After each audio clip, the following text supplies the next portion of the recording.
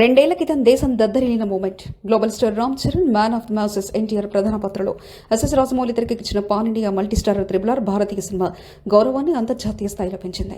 ఈ మహోత్తరమైన చిత్రం 2023 మార్చి 12న ఆస్కార్ పురస్కారాన్ని గెలుచుకుని చరిత్ర సృష్టించింది.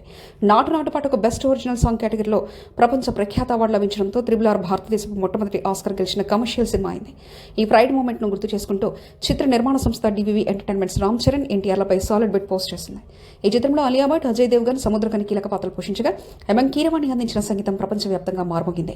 చంద్రబోస్ రాసిన నాటు పాట ప్రేక్షకులను ఊరతొలగించడంతో పాటు ఆస్కార్ వేదికను కూడా గెలుచుకుంది. ఈ చిత్రం విజువల్ స్పెక్టాకికల్ ప్రపంచవ్యాప్తంగా భారీ వసూలు సాధించింది.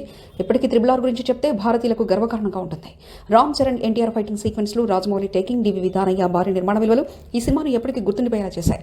ఆస్కార్ గెలిచి 2 ఏళ్లు పూర్తయిన ఈ సందర్భాన్ని చిత్ర బృందం అభిమానులతో పంచుకుంటూ ఈ సినిమా అందించిన సంతోషాన్ని మళ్లీ గుర్తు చేసుకున్నారు. త్రిబుల్ ఆర్ ఎప్పటికీ ఇండియన్ సినిమా ప్రైడ్గా నిలుస్తుండడంలో ఎటువంటి సందేహం లేదు.